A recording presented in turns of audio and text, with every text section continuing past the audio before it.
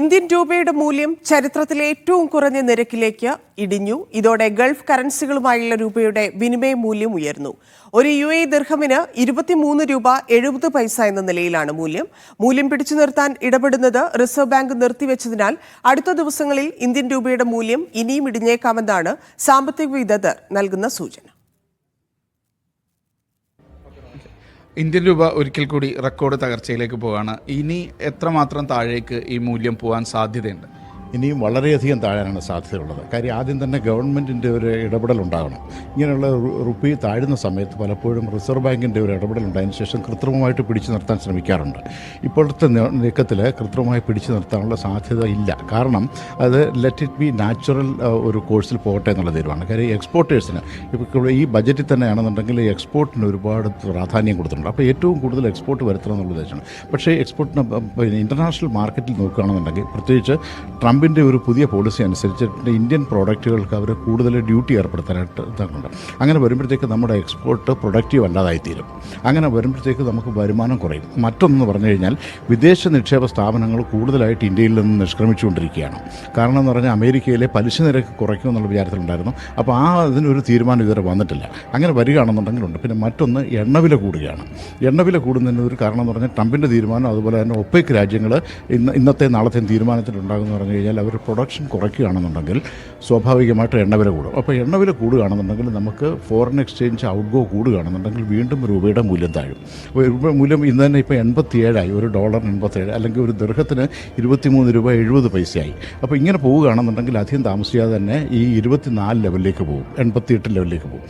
അത് പ്രവാസികൾക്ക് ഒരു വിധത്തിൽ പറഞ്ഞു കഴിഞ്ഞാൽ നാട്ടിലേക്ക് കൂടുതൽ പണം അയക്കാൻ പറ്റുന്നുണ്ടെങ്കിൽ തന്നെയും ഇന്ത്യയിലെ സാമ്പത്തിക സ്ഥിതി കുറച്ച് മോശമായി വന്നുകൊണ്ടിരിക്കുകയാണ്. കാര്യം ഇക്കണോമിക് സർവേയിൽ തന്നെ പറഞ്ഞിട്ടുണ്ടായിരുന്നു, ബജറ്റിൻ്റെ തന്നെ പുതിയ അപ്പം വിലക്കയറ്റം, അതുപോലെ തന്നെ നമ്മുടെ ഇൻഫ്ലേഷൻ റേറ്റ് കൂടുന്നതോടൊപ്പം തന്നെ നമ്മുടെ വളർച്ചാ നിരക്ക്, അതായത് GDP റേറ്റ് ഇപ്പോൾ ഏതാണ്ട് 6.4% അടിച്ചേക്കുന്നു. ഒരു 8% ആണെങ്കിൽ മാത്രമേ അവർ പറഞ്ഞതുപോലെ തന്നെ ഇന്ത്യയുടെ ഇക്കോണമി, അതായത് 5 ട്രില്യൺ ആയിട്ട് എത്തണമെന്നുണ്ടെന്നുണ്ടെങ്കിൽ 8% കിട്ടണം. 8% എത്താനായിട്ട് സാധ്യതയില്ല. അപ്പം ഇന്ത്യൻ സാമ്പത്തിക വളർച്ചയിൽ ചില അപാകതകളുണ്ട്. അതുപോലെ തന്നെ ഫോറിൻ എക്സ്ചേഞ്ച് കൂടുതലായിട്ട് നഷ്ടപ്പെടുന്നു. ഇന്ത്യൻ സ്റ്റോക്ക് മാർക്കറ്റിൽ അതായത് 83,000 പോയിൻറ്റ്സ് ഉണ്ടായിരുന്നു, അതിനുശേഷം ഇന്നിപ്പോൾ 77,000 പോയിൻറ്റ്സ് ആയി തീർന്നു. അപ്പോൾ ഇങ്ങനെയുള്ള കുറേ കാരണങ്ങൾ കൊണ്ട് രൂപയുടെ മൂല്യം വീണ്ടും താഴാനാണ് പോകുന്നത്. ഇന്ത്യൻ നിക്ഷേപകരെ സൗദിയിലേക്ക് ആകർഷിക്കുന്നതിന്റെ ഭാഗമായി സൗദി വ്യവസായ ധാതു വിഭവ മന്ത്രി ഇന്ത്യയിലെത്തി. 3 ദിവസം നീളുന്ന സന്ദർശനത്തിൽ വിവിധ വകുപ്പ് മന്ത്രിമാരുമായും ഉന്നതതല ഉദ്യോഗസ്ഥരുമായും ചർച്ചകൾ നടത്തും. വ്യവസായ ഖനന മേഖലയിലെ പങ്കാളിത്തം വർദ്ധിപ്പിക്കുന്ന കരാറുകളിൽ ഇരു രാജ്യങ്ങളും ഒപ്പുവയ്ക്കും. സൗദി വ്യവസായ ധാതു വിഭവ മന്ത്രി ബന്ദർ അൽ ഖുറൈഫിന്റെ നേതൃത്വത്തിലുള്ള സംഘം ഹ്രസ്വ സന്ദർശനാർത്ഥം ഇന്ത്യയിലെത്തി. ഈ മാസം 6 വരെ സംഘം ഡൽഹിയിൽ തങ്ങും. ഉഭയകക്ഷി ബന്ധം ശക്തിപ്പെടുത്തുക, സൗദിയിലേക്ക് ഗുണനിലവാരമുള്ള നിക്ഷേപങ്ങൾ ആകർഷിക്കുക, സംയുക്ത വ്യാവസായിക ഖനന അവസരങ്ങൾ പര്യവേഷണം ചെയ്യുക തുടങ്ങിയവ സന്ദർശനത്തിന്റെ മുഖ്യ ലക്ഷ്യങ്ങളാണ്. വിവിധ വകുപ്പ് മന്ത്രിമാർ, മുതിർന്ന സർക്കാർ ഉദ്യോഗസ്ഥർ എന്നിവരുമായി പ്രതിനിധി സംഘം ചർച്ചകൾ നടത്തും. കൂടാതെ ഖനനം, ഫാർമസ്യൂട്ടിക്കൽസ്, ഓട്ടോമൊബൈൽസ്, പെട്രോകെമിക്കൽസ്, കെമിക്കൽസ്, മറ്റു തന്ത്രപ്രധാന വ്യാവസായിക മേഖലകളിലെ പ്രമുഖ ആഗോള കമ്പനികൾ എന്നിവയുമായും ചർച്ചകൾ നടത്തും. വ്യവസായത്തിലും ഖനനത്തിലും പങ്കാളിത്തം വർദ്ധിപ്പിക്കുന്ന കരാറുകളിലും ധാരണാപത്രങ്ങളിലും സംഘം ഒപ്പുവെക്കും. Naushad റിക്കൂർ, media 1, Dammam. മസ്കറ്റിൽ നിന്ന് കേരള സെക്ടറിലേക്കുള്ള സർവീസുകൾ വെട്ടിക്കുറച്ച് എയർ ഇന്ത്യ എക്സ്പ്രസ്. ഈ മാസം കോഴിക്കോട്ടേക്കുള്ള 9 സർവീസുകളാണ് കുറച്ചത്. കണ്ണൂരിലേക്കും കൊച്ചിയിലേക്കുമുള്ള സർവീസുകളും കുറച്ചിട്ടുണ്ട്. എയർ ഇന്ത്യ എക്സ്പ്രസിന്റെ വെബ്സൈറ്റിൽ കാണിക്കുന്നതനുസരിച്ച് ബുധൻ, വ്യാഴം ദിവസങ്ങളിലെ കോഴിക്കോട്ടേക്കുള്ള സർവീസാണ് നിലച്ചിരിക്കുന്നത്.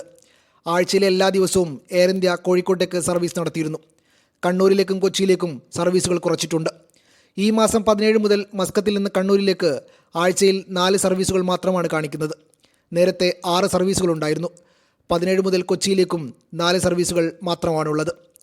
കോഴിക്കോട്, കൊച്ചി എന്നിവിടങ്ങളിലേക്ക് ഒമാൻ എയർ, സലാം എയർ, ഇൻഡിഗോ എന്നിവ സർവീസ് നടത്തുന്നതിനാൽ എയർ ഇന്ത്യ എക്സ്പ്രസ് സർവീസുകൾ കുറക്കുന്നത് യാത്രക്കാരെ വല്ലാതെ ബാധിക്കില്ല.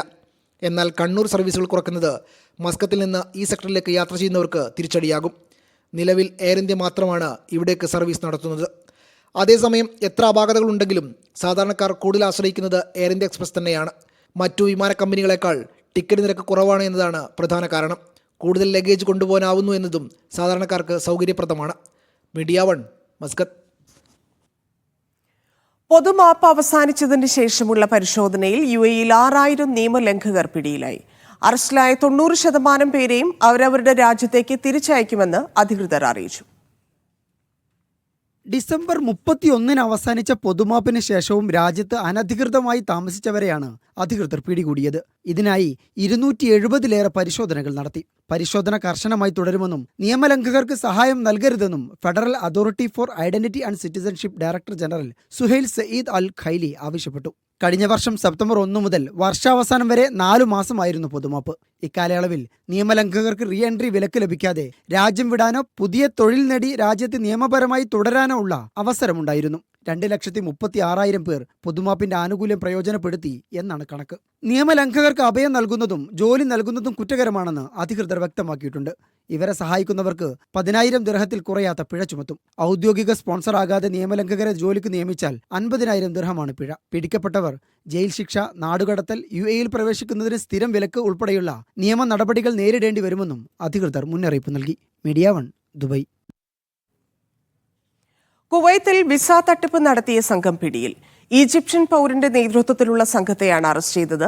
പബ്ലിക് അതോറിറ്റി ഫോർ മാൻപവറിലെ 2 ജീവനക്കാരും സംഘത്തിലുണ്ട്.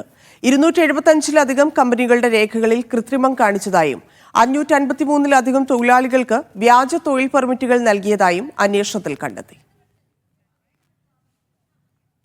സൗദിയിൽ മയക്കുമരുന്ന് കടത്തിയതിന് പിടികൂടിയ 3 വിദേശികളുടെ വധശിക്ഷ നടപ്പാക്കി. ഒരു ഇന്ത്യക്കാരനും 2 പാകിസ്ഥാൻ സ്വദേശികളുടെയും വധശിക്ഷയാണ് നടപ്പാക്കിയത്. മയക്കുമരുന്ന് ഗുളികകൾ കടത്താനുള്ള ശ്രമത്തിനിടെയാണ് ഇന്ത്യക്കാരനടക്കം 3 പേർ പിടിയിലായത്. അന്വേഷണം നടത്തി കുറ്റം സ്ഥിരീകരിച്ചതിന് ശേഷമായിരുന്നു വിധി. ഇന്നലെ റിയാദിൽ വെച്ചായിരുന്നു വധശിക്ഷ നടപ്പാക്കിയത്. ഒരു ഇന്ത്യക്കാരനും 2 പാകിസ്ഥാൻ സ്വദേശികളുടെയും വധശിക്ഷയാണ് നടപ്പാക്കിയത്. ഇന്ത്യൻ സ്വദേശി ഖാലിദ് ധനീൻ അലിയാണ് വധശിക്ഷയ്ക്ക് വിധേയനായത്. ആംഫെറ്റമിൻ കടത്താനുള്ള ശ്രമത്തിനിടെയാണ് ഇദ്ദേഹം പിടിയിലായത്.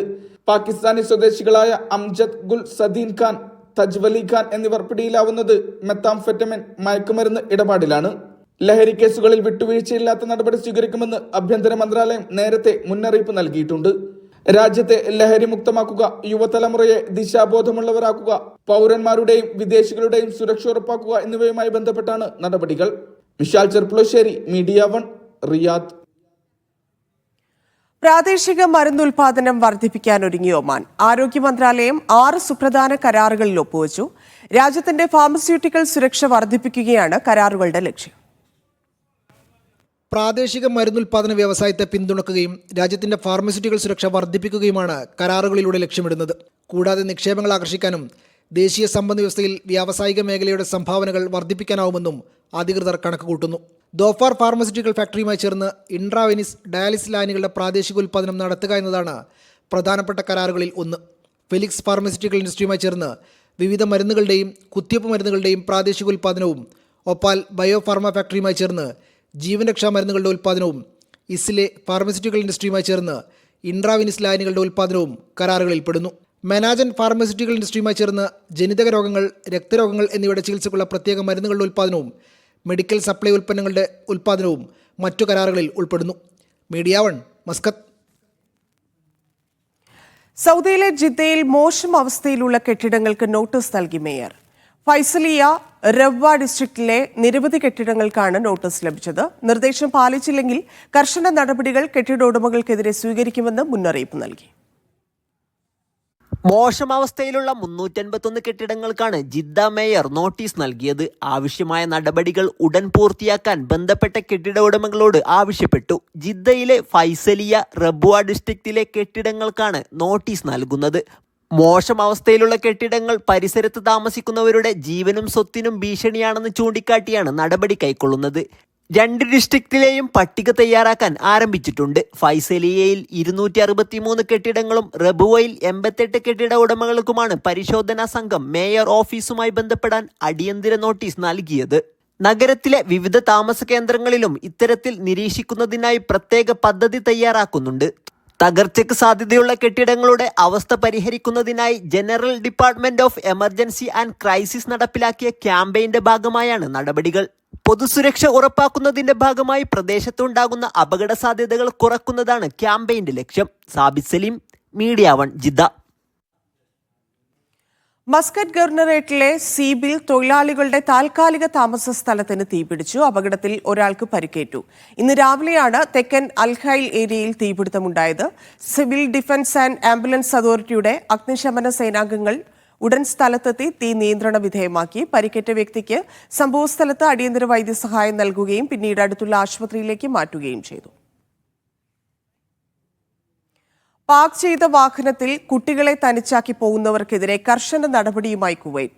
കുട്ടികളോടൊപ്പം വാഹനത്തിൽ ഒരാൾ ഉണ്ടായിരിക്കണമെന്ന് അധികൃതർ അറിയിച്ചു. ഇത്തരം സാഹചര്യങ്ങളിൽ കുട്ടികൾക്ക് അപകടം സംഭവിച്ചാൽ ഡ്രൈവർ ശിശു സംരക്ഷണ നിയമപ്രകാരം ഡ്രൈവർക്കെതിരെ നടപടി സ്വീകരിക്കും.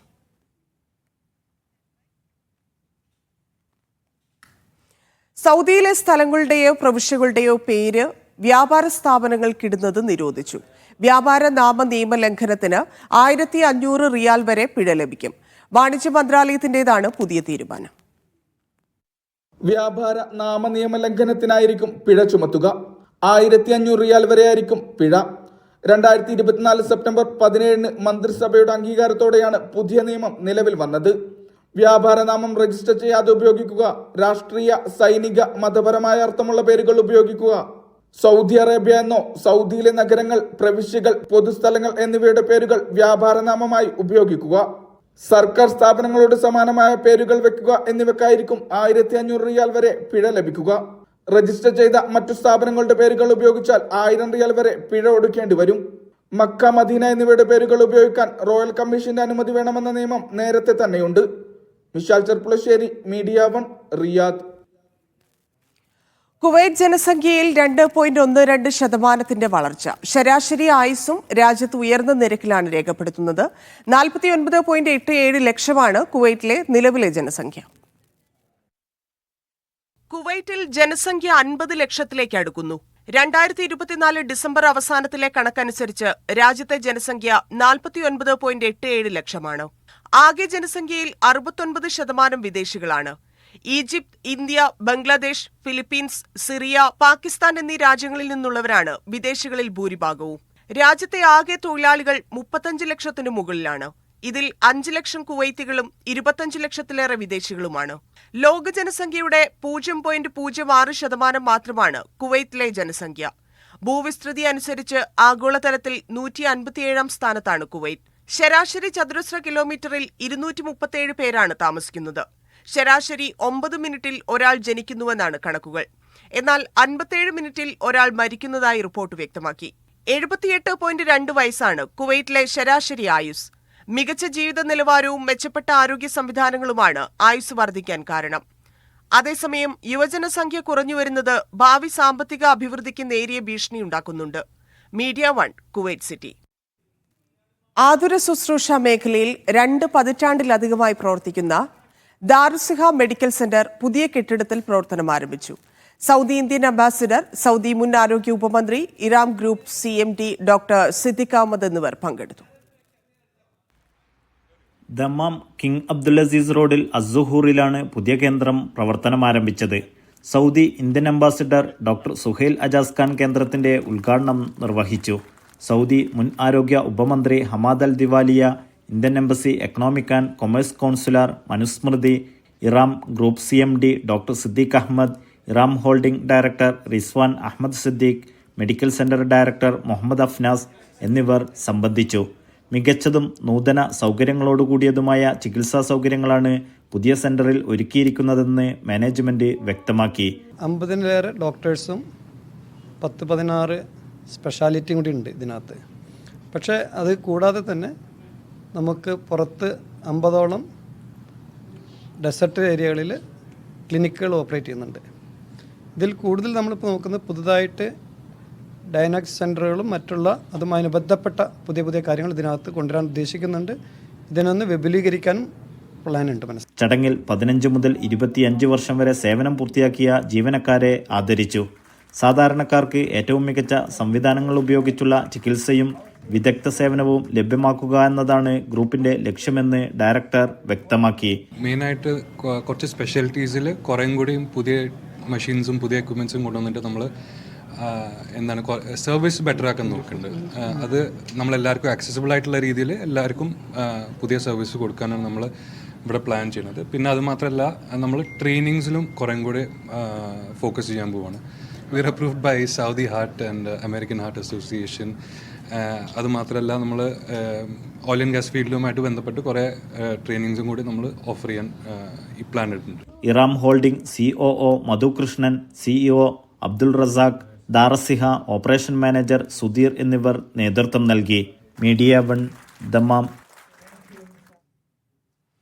ഖത്തറിലെ സോഷ്യൽ മീഡിയ കൂട്ടായ്മയായ ക്യൂമേറ്റ് സൗജന്യ മെഡിക്കൽ ക്യാമ്പ് സംഘടിപ്പിച്ചു.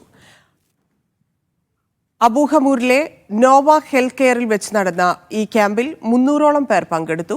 പ്രവാസികളുടെ ആരോഗ്യനില ഉയർത്താനും വിവിധ രോഗങ്ങൾക്കുള്ള പ്രതിരോധ നടപടികൾക്ക് വേണ്ടി പരിഹാരം കാണാനുമുള്ള ലക്ഷ്യത്തോടെ ഇത്തരം പ്രവർത്തനങ്ങൾ ക്യൂമേറ്റ്സ് തുടർന്നും നടത്തുമെന്ന് പ്രസിഡന്റ് ജംനാസ് അറിയിച്ചു. സെക്രട്ടറി PSM ഷാഫി, ട്രഷറർ അറഫാത്ത് എന്നിവർ ക്യാമ്പിന് നേതൃത്വം നൽകി. ഇന്ത്യൻ ഓവർസീസ് കോൺഗ്രസ് സലാലയിൽ രക്തദാന ക്യാമ്പ് സംഘടിപ്പിച്ചു. അൽസാഹിർ മെഡിക്കൽ ഗ്രൂപ്പുമായി ചേർന്നാണ് ക്യാമ്പ് ഒരുക്കിയത്. സുൽത്താൻ ഖാബൂസ് ആശുപത്രി ബ്ലഡ് ബാങ്കിൽ നടന്ന ക്യാമ്പ് ഡോക്ടർ അബൂബക്കർ സിദ്ദിഖ് ഉദ്ഘാടനം ചെയ്തു. പ്രസിഡന്റ് ഡോക്ടർ നിഷ്താർ, ഹരികുമാർ ഓച്ചിറ, ഫിറോസ് റഹ്മാൻ എന്നിവർ സംബന്ധിച്ചു. UAE അജ്മാനിലെ ഹാബിറ്റാറ്റ് സ്കൂളുകൾക്ക് അമേരിക്കയിൽ നടന്ന വേൾഡ് ഡിജിറ്റൽ ഫെസ്റ്റ് ഉച്ചകോടിയിൽ ആദരം. AI കോഡിംഗ് മേഖലയിൽ വഴികാട്ടികളായി പ്രവർത്തിച്ചതിനാണ് ഉച്ചകോടിയിൽ പുരസ്കാരം നൽകി ആദരിച്ചത്. സ്കൂളിന്റെ academic consultant CT Adil award ഏറ്റുവാങ്ങി. AI എഡ്യൂടെക് സംരംഭകൻ ജീൻ അരുൺദവ് പുരസ്കാരം സമ്മാനിച്ചു. AI കോഡിംഗ് നൂതന മേഖലയിൽ വിദ്യാർത്ഥികളെ സജ്ജരാക്കാൻ നടത്തിയ പരിശ്രമങ്ങൾക്കുള്ള അംഗീകാരമാണിതെന്ന് സ്കൂൾ അധികൃതർ പറഞ്ഞു. ഇന്ത്യൻ ഇസ്ലാഹി സെന്റർ കുവൈറ്റ് കേന്ദ്ര വിദ്യാഭ്യാസ വകുപ്പിന് കീഴിൽ സർഗോത്സവ് 2025 സംഘടിപ്പിച്ചു. മസ്ജിദുൽ ഖബീറിൽ സംഘടിപ്പിച്ച കലോത്സവത്തിൽ വിവിധ മദ്രസകളിൽ നിന്ന് 100 കണക്കിന് കുട്ടികൾ പങ്കെടുത്തു. IIC പ്രസിഡന്റ് യൂനുസ് സലീം കലാമേള ഉദ്ഘാടനം ചെയ്തു. അബ്ബാസിയ ഇസ്ലാഹി മദ്രസ ഓവറോൾ ചാമ്പ്യന്മാരായി. സാൽവിയ മദ്രസ 2ാം സ്ഥാനവും ഫഹാഹിൽ മദ്രസ 3ാം സ്ഥാനവും നേടി. ഖത്തറിൽ ആരോഗ്യ സുരക്ഷാ ചട്ടങ്ങൾ ലംഘിച്ച 2 സ്വകാര്യ ആരോഗ്യ കേന്ദ്രങ്ങൾക്കെതിരെ പൊതുജനാരോഗ്യ മന്ത്രാലയം നടപടി സ്വീകരിച്ചു. മെഡിക്കൽ ഉപകരണങ്ങൾ ശരിയായ രീതിയിൽ അണുമുക്തമാക്കുന്നില്ലെന്ന് കണ്ടെത്തിയതിനെ തുടർന്നാണ് കേന്ദ്രങ്ങൾ അടച്ചുപൂട്ടാൻ അധികൃതർ നിർദ്ദേശിച്ചത്. മന്ത്രാലയത്തിന് കീഴിലെ ഹെൽത്ത് ഫെസിലിറ്റീസ് വിഭാഗം നടത്തിയ പരിശോധനയിലാണ് നിയമലംഘനം കണ്ടെത്തിയത്. സൗദിയിലെ യാംപുവിൽ കുതിരകളുടെ ദേശീയ ജമ്പിംഗ് ചാമ്പ്യൻഷിപ്പിന് തുടക്കമാവുന്നു. സൗദി ഇക്വസ്ട്രിയൽ ഫെഡറേഷനാണ് മത്സരങ്ങളുടെ നടത്തിപ്പിന് നേതൃത്വം നൽകുന്നത്. തുടർച്ചയായ 3ാം തവണയാണ് ഷോർട്ട് ജമ്പിംഗ് ചാമ്പ്യൻഷിപ്പിനായി യാംപു തയ്യാറെടുക്കുന്നത്. ഫെബ്രുവരി 7, 8 തീയതികളാണ് മത്സരം. സൗദി ഇക്വസ്ട്രിയൻ ഫെഡറേഷനിൽ രജിസ്റ്റർ ചെയ്ത അംഗങ്ങളാണ് മത്സരത്തിൽ പങ്കെടുക്കുന്നവർ.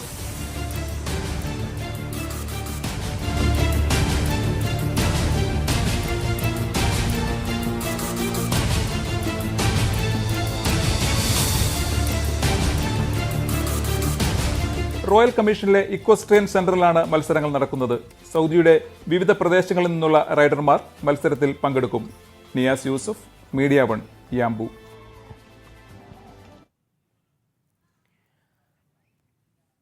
ICC ചാമ്പ്യൻസ് ട്രോഫിയിൽ ദുബായ് വേദിയാകുന്ന ഇന്ത്യ പാക് മത്സരത്തിന്റെ ടിക്കറ്റുകൾ 1 മണിക്കൂറിനുള്ളിൽ വിറ്റുപോയി. ദുബായ് അന്താരാഷ്ട്ര സ്റ്റേഡിയത്തിൽ ഫെബ്രുവരി 23-നാണ് ഇന്ത്യ പാക് പോരാട്ടം.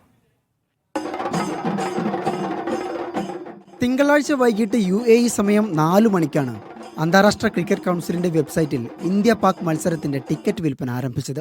രാവിലെ മുതൽ തന്നെ ആളുകൾ ഇടിച്ചു കയറിയതുകൊണ്ട് സൈറ്റിലെത്തിയവർ മുമ്പേ എത്തിയവരുടെ എണ്ണം കണ്ട് കണ്ണുതള്ളി. വിൽപ്പന ആരംഭിക്കുന്നതിന് മുമ്പ് ക്യൂവിലുണ്ടായിരുന്നത് 1.5 ലക്ഷത്തോളം ആരാധകർ. 4:56-ന് മത്സരത്തിന്റെ എല്ലാ വിഭാഗത്തിൽപ്പെട്ട ടിക്കറ്റുകളും വിറ്റുതീർന്നു. 2000 ദിർഹം അഥവാ 47,000 രൂപ വിലയുള്ള പ്ലാറ്റിനം, 5000 ദിർഹം അഥവാ 1,18,600 രൂപ വില വരുന്ന ദ ഗ്രാൻഡ് ലോഞ്ച് ടിക്കറ്റുകളെല്ലാം വിറ്റു തീർന്നവയിലുണ്ടായിരുന്നു. 500 ദിർഹമായിരുന്നു ഏറ്റവും കുറഞ്ഞ ടിക്കറ്റ് നിരക്ക്, ഏകദേശം 12,000 ഇന്ത്യൻ രൂപ. ദുബായ് അന്താരാഷ്ട്ര സ്റ്റേഡിയത്തിൽ ഫെബ്രുവരി 23-നാണ് ഇന്ത്യ പാക് പോരാട്ടം. ഇതുൾപ്പെടെ പ്രാഥമിക ഘട്ടത്തിൽ ഇന്ത്യയുടെ 3 മത്സരങ്ങളാണ് ദുബൈയിൽ നടക്കുന്നത്. ഫെബ്രുവരി 20-ന് ബംഗ്ലാദേശുമായും മാർച്ച് 2-ന് ന്യൂസിലാൻഡുമായും ഇന്ത്യ കൊമ്പുകോർക്കും. മാർച്ച് 4-ന് നടക്കുന്ന 1-ാം സെമിഫൈനൽ പോരാട്ടത്തിനും ദുബായ് വേദിയാകും. ഇന്ത്യ ഫൈനലിലേക്ക് യോഗ്യത നേടുകയാണ് എങ്കിൽ കലാശപ്പോരിനും ദുബായ് ആതിഥേയത്വം വഹിക്കും. മാർച്ച് 9-നാണ് final. Media 1 Dubai. Saudi Jubail youth football ക്ലബിന്റെയും YFC അക്കാദമിയുടെയും പുതിയ ജേഴ്സി പ്രകാശനം ചെയ്തു. Crystal international director Sayyid Saheer പ്രകാശനം നിർവഹിച്ചു. ക്ലബ് പ്രസിഡന്റ് ഷൈഫാൻ, തനിമ ജുബൈൽ പ്രസിഡന്റ് ഡോക്ടർ ജൌഷീദ്, പരിശീലകൻ അജിത് എന്നിവർ സംസാരിച്ചു. അബ്ദുറഹ്മാൻ റാഷിദ്, ആഷിഖ് ഷമ്മാസ്, ഹാരിസ് എന്നിവർ നേതൃത്വം നൽകി. കേന്ദ്ര ബജറ്റിൽ പ്രവാസികളെ തീർത്തും അവഗണിച്ചെന്ന് പ്രവാസി welfare Saudi eastern province committee.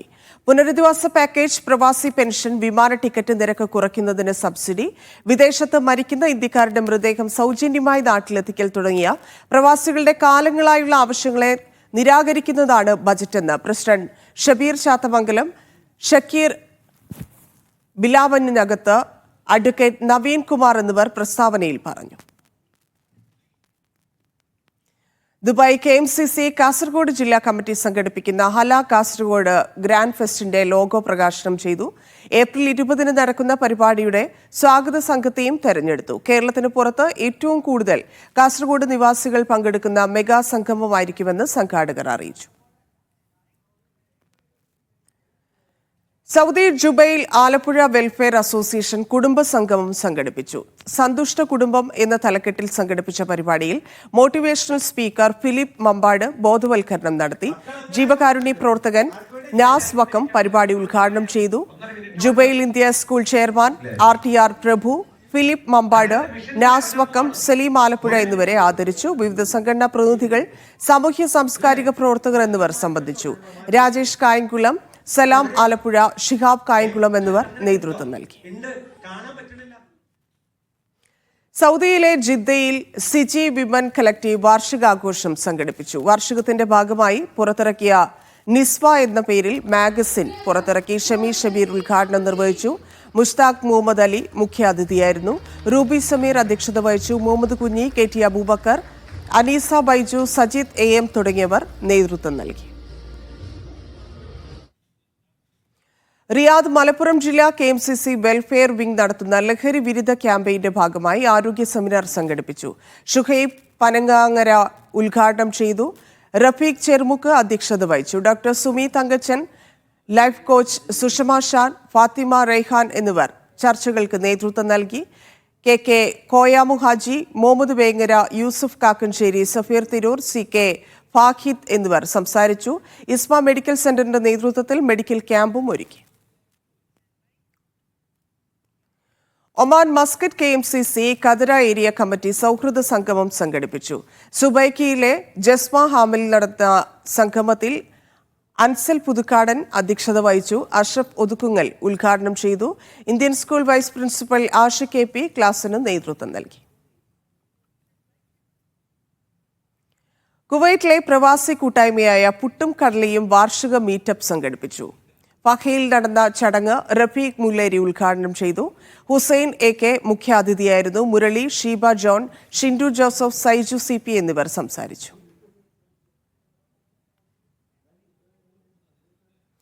തണലാണ് കുടുംബം എന്ന പ്രമേയത്തിൽ ബഹ്റൈനിൽ ഫ്രണ്ട് സോഷ്യൽ അസോസിയേഷൻ സംഘടിപ്പിക്കുന്ന ക്യാമ്പയിന് തുടക്കമായി. വിവിധ സംഘടനാ പ്രതിനിധികൾ ചേർന്ന് ക്യാമ്പയിൻ ലോഗോയും പോസ്റ്ററും പ്രകാശനം ചെയ്തു. Friends of Kannur Kuwait expats association republic ദിനാഘോഷം സംഘടിപ്പിച്ചു. സാമൂഹ്യ പ്രവർത്തകൻ ജ്യോതിദാസ് ഉദ്ഘാടനം ചെയ്തു. ലിജീഷ് അധ്യക്ഷനായിരുന്നു. ചടങ്ങിൽ ഫോക്ക് ഭാരവാഹികൾ സംസാരിച്ചു. അവന്തിക മഹേഷ്, ജോയൽ രാജേഷ് എന്നിവർ പരിപാടികൾക്ക് നേതൃത്വം നൽകി. റിയാദ് ഇന്ത്യൻ എംബസിയിലെ വെൽഫെയർ ഉദ്യോഗസ്ഥൻ യൂസഫ് കാക്കഞ്ചേരിക്ക് യാത്രയയപ്പ് നൽകി. റിയാദിൽ ഫോർക്ക സംഘടിപ്പിച്ച ചടങ്ങിൽ TM അഹമ്മദ് കോയ ഉദ്ഘാടനം ചെയ്തു. പ്രവാസി ഭാരതീയ സമ്മാനം ലഭിച്ച ഡോക്ടർ സെയ്ദ് അൻവർ ഗുർഷിദിനെ ചടങ്ങിൽ ആദരിച്ചു. ഫോർക്ക ഐഡന്റിറ്റി കാർഡിന്റെ വിതരണ ഉദ്ഘാടനം Indian school chairperson Shahanas Abdul Latheef നിർവഹിച്ചു. കുവൈത്തിൽ ഇന്ത്യൻ സ്കൂൾ വിദ്യാർത്ഥി റോഡിൽ അപകടത്തിൽ മരിച്ചു. 10ാം ക്ലാസ് വിദ്യാർത്ഥിയായ മെഹദി ഹസനാണ് മരിച്ചത്. ബംഗ്ലാദേശ് പൗരനായ വിദ്യാർത്ഥി അവന്യൂസ് മാളിന് സമീപമാണ് അപകടത്തിൽപ്പെട്ടത്. ദുബൈയിൽ വാഹനം ഓടിച്ചുകൊണ്ടിരിക്കെ ഹൃദയാഘാതമുണ്ടായി കോഴിക്കോട് സ്വദേശി ദുബൈയിൽ മരിച്ചു. കോഴിക്കോട് കല്ലായി ചക്കുംകടവ് മുഹമ്മദ് ഹനീഫയാണ് മരിച്ചത്. 51 വയസ്സായിരുന്നു. ഗവാനീജിൽ വണ്ടി ഓടിച്ചുകൊണ്ടിരിക്കെ ഹൃദയാഘാതമുണ്ടായതിനെ തുടർന്ന് കാർ സ്ട്രീറ്റ് ലൈറ്റ് പോസ്റ്റിൽ ഇടിച്ചു നിർത്തുകയായിരുന്നു. ബഹ്റൈനിലെ തൃശൂർ നിവാസികളുടെ കൂട്ടായ്മയായ ബഹ്റൈൻ തൃശൂർ കുടുംബം സമന്വയൻ 2025 എന്ന പേരിൽ ആഘോഷ പരിപാടികൾ സംഘടിപ്പിച്ചു. പ്രസിഡന്റ് ജോഫി നീലങ്കാവിൽ അധ്യക്ഷത വഹിച്ചു. പുതിയ ഭാരവാഹികളുടെ സ്ഥാനാരോഹണവും വിവിധ കലാപരിപാടികളും നടന്നു. ബഹ്റൈനിൽ മുഹറം മലയാളി സമാജത്തിന്റെ ആഭിമുഖ്യത്തിൽ മെഡിക്കൽ ക്യാമ്പ് സംഘടിപ്പിച്ചു. പ്രസിഡന്റ് അനസ് റഹീമിന്റെ അധ്യക്ഷതയിൽ നടന്ന മാധ്യമപ്രവർത്തകൻ അബ്ദുൾ ജലീൽ ക്യാമ്പ് ഉദ്ഘാടനം ചെയ്തു. 400ഓളം പേർ പങ്കെടുത്തു. ബഹ്റൈനിൽ കലാഹൃദയം മ്യൂസിക്കൽ ഗ്രൂപ്പിന്റെ ആഭിമുഖ്യത്തിൽ സംഗീത പരിപാടി സംഘടിപ്പിച്ചു. EV രാജീവൻ ചടങ്ങിൽ മുഖ്യാതിഥിയായി. ഹാരിസ് മോൻ, ശ്രീലാൽ, മധുകേഷ് എന്നിവർ നേതൃത്വം നൽകി. Ras al Khaimah, Sharjah, safari hyper മാർക്കറ്റുകളിൽ 10, 20, 30 പ്രൊമോഷൻ ആരംഭിച്ചു. നിരവധി സമ്മാനങ്ങളാണ് ഉപഭോക്താക്കൾക്കായി സഫാരിയിൽ ഒരുക്കിയിട്ടുള്ളത്. 500-ലധികം ഉൽപ്പന്നങ്ങളാണ് പ്രൊമോഷനിൽ ഉൾപ്പെടുത്തിയിട്ടുള്ളത്. ഉപഭോക്താക്കളുടെ വർദ്ധിച്ച ആവശ്യം പരിഗണിച്ചാണ് ബ്രാൻഡഡ്, സെമി ബ്രാൻഡഡ് ഉൽപ്പന്നങ്ങൾ അടങ്ങിയ പ്രൊമോഷൻ തുടങ്ങിയതെന്ന് Safari group managing director Zainul Abideen പറഞ്ഞു. റാസൽ ഖൈമ സഫാരി മാൾ സന്ദർശിക്കുന്നവർക്ക് വിസിറ്റ് ആൻഡ് വിൻ പ്രൊമോഷനിലൂടെ 1 ലക്ഷം ദിർഹം സമ്മാനം നേടാൻ അവസരമൊരുക്കിയിട്ടുണ്ട്. 2 മാസം നീണ്ട പ്രൊമോഷനിലൂടെ 1ാം സമ്മാനമായി 50,000 ദിർഹവും, 2ാം സമ്മാനമായി 30,000 ദിർഹവും, 3ാം സമ്മാനമായി 20,000 ദിർഹവും നേടാനാകും. സുസുക്കി ജിംനിയുടെ 5 കാറുകൾ നൽകുന്ന പ്രൊമോഷനും സഫാരിയിൽ നടന്നു വരികയാണ്. 50 ദിർഹത്തിന് പർച്ചേസ് ചെയ്യുമ്പോൾ ലഭിക്കുന്ന കൂപ്പൺ വഴി മെഗാ സമ്മാന പദ്ധതിയിൽ പങ്കാളികളാകാം. Media 1 Sharjah.